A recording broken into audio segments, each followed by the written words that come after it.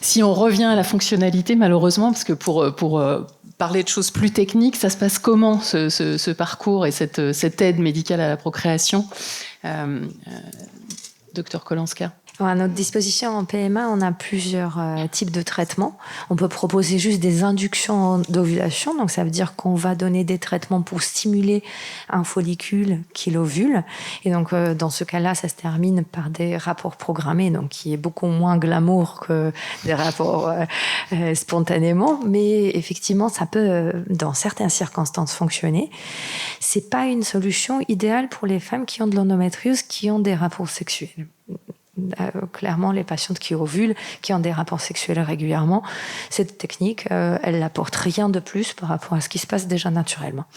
Deuxième étape, c'est les inséminations. Donc, on va donner des médicaments où on peut se baser sur un cycle spontané et on va repérer le moment d'ovulation pour injecter les spermatozoïdes dans l'utérus. Cette technique-là, elle est assez utile chez les femmes qui soit n'ovulent pas du tout parce qu'elles ont un syndrome des ovaires polykystiques surajouté. Donc, c'est des situations où les ovaires sont très riches en follicules, il n'y a pas de maturation folliculaire, soit parce qu'elles n'ont pas de rapport, parce qu'effectivement, elles peuvent avoir tellement de douleurs que les rapports sexuels ne sont pas possibles. Et dans ce cas-là, on peut proposer une insémination. La plupart du temps, dans la littérature, il a été démontré que chez les femmes qui ont de l'endométriose, ce qui marche le mieux, c'est quand même des fécondations in vitro. Parce que ça permet de récupérer plusieurs ovocytes en même temps, voir lesquels vont donner un embryon de bonne qualité, et ça permet de sélectionner les embryons qui ont le plus de potentiel de donner une grossesse, avec à peu près 40% de chances de donner une grossesse par embryon transféré.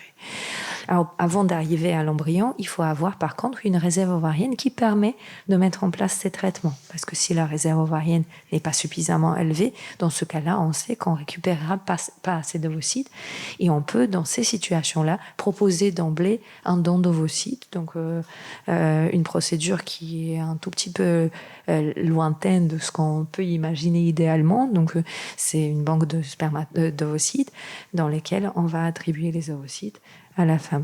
Et donc, ça permet d'avoir effectivement une grossesse portée par la femme qui souhaite avoir un bébé. Donc là, vraiment, on est vraiment en situation extrême.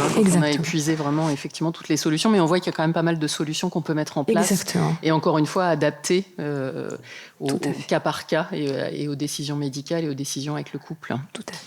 Alors, la femme peut être en solo, comme disait Camilla, la femme peut être donc en couple, et là, évidemment, c'est un désir à deux.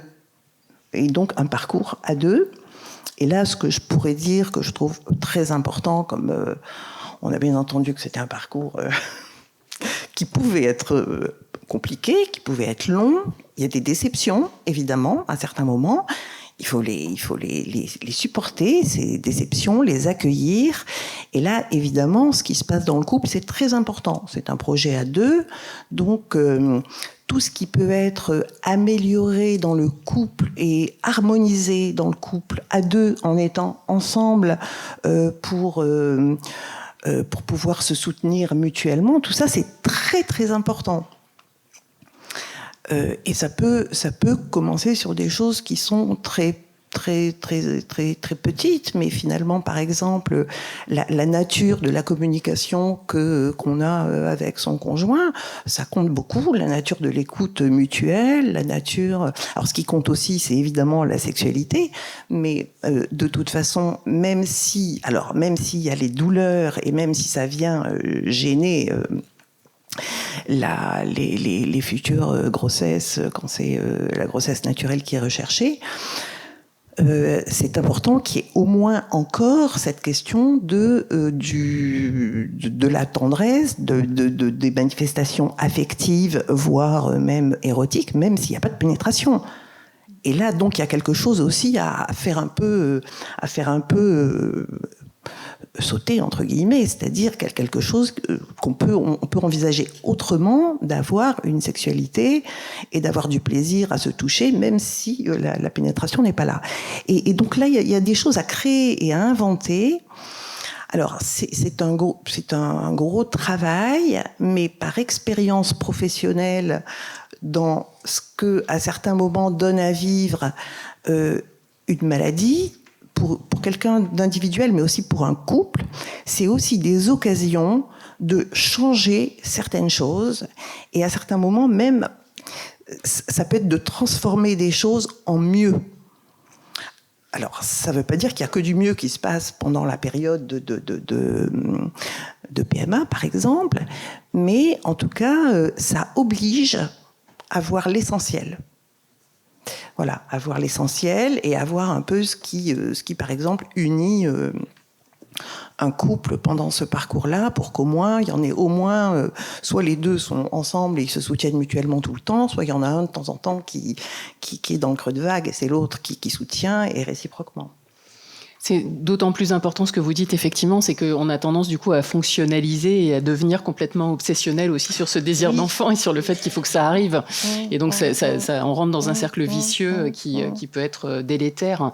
Alors, et juste, je dis juste encore quelque chose, c'est sur le fait que si on a commencé assez vite à savoir un peu gérer son stress, gérer son énergie, se détendre, faire attention aussi à tous les scénarios absolument catastrophiques qu'on se fait sur la douleur, qui renforce la douleur d'ailleurs. Se dire je vais y souffrir encore 20 ans et se répéter ça renforce le processus douloureux. Et si on se fait aussi les scénarios très catastrophiques du côté d'une future grossesse, forcément ça rajoute à l'anxiété. Donc il y a aussi quelque chose qui est intéressant à faire avec un psychologue ou avec soi-même si on a une capacité d'introspection, c'est observer comment on fonctionne. Qu'est-ce que je me raconte ? Et en quoi ce que je me raconte vient finalement m'enfoncer à certains moments. D'où l'intérêt, bon, je le dis comme ça, de la psychologie positive, c'est-à-dire s'intéresser un petit peu, bah oui, à certains moments, qu'est-ce que je peux générer comme pensées qui vont aussi vers la confiance, vers l'espoir, et à ce moment-là, c'est le corps aussi qui sent quelque chose de bon et qui vit quelque chose de bon, parce que les pensées sont de meilleure nature au plan émotionnel. Tout ça, c'est un travail. Alors, franchement, j'ai vu pas mal de couples qui ont vécu ça d'une manière très dynamique et avec beaucoup d'intensité relationnelle. Voilà. Donc, ça peut être une opportunité. Ça peut, bien sûr. Mais oui. Merci Nancy. Du coup, dans votre parcours, si vous pouvez parler un peu de ça, de comment vous l'avez vécu, encore une fois, les conseils que vous pouvez donner aussi, et puis peut-être parler on parle de l'impact dans la vie privée et parler de l'impact dans la vie professionnelle aussi. Le député Stéphane Viry en parlait tout à l'heure, mais c'est important. Et là, alors déjà l'endométriose, c'est un impact dans la vie professionnelle, mais en plus, quand on rentre dans un parcours PMA, ça a aussi un impact. Donc, si vous pouvez un peu nous en parler et comment aborder ça. De résumer un peu tout ça, c'est pas simple, mais mon parcours, je l'ai vécu intensément. C'est un peu les montagnes russes quand on est en parcours PMA. Un coup ça va, un coup ça va pas. On a les hormones un petit peu en folie, si je puis dire. Et avec le conjoint, ça peut être aussi compliqué. Pour ma part, on ne m'a jamais proposé de suivi psychologique. Et clairement, ça m'a fait défaut. Je l'ai pris conscience bien plus tard. Donc vraiment, je pense que tout le monde devrait le proposer. Après, ce n'est pas forcément obligatoire, mais le fait de savoir qu'à un moment donné, si ça ne va pas, on puisse aller consulter un psychologue ou une autre personne, ça peut vraiment nous aider et nous dire et se dire que là, j'en avais pas besoin au départ, mais maintenant, je sens que c'est le moment, j'ai besoin de parler vraiment à un professionnel. Ou si vous êtes anti-psy, je sais pas, ça peut arriver, trouvez quelqu'un de votre entourage en qui vous avez confiance et à qui vous pouvez vous confier, ça peut aussi vous aider.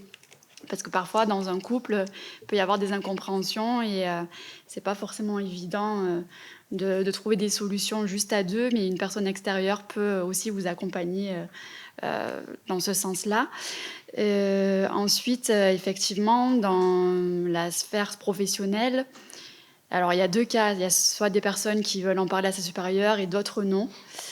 On ne peut pas être formel et dire parlez-en parce que ça dépend vraiment de votre environnement de travail. Si vous entendez bien avec vos supérieurs, avec vos collègues.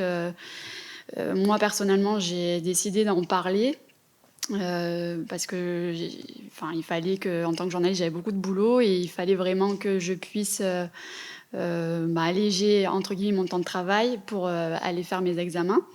Et quand même, je rattrapais après. Donc, c'était juste de pouvoir commencer plus tôt ou plus tard et de faire aussi les examens qui étaient prévus.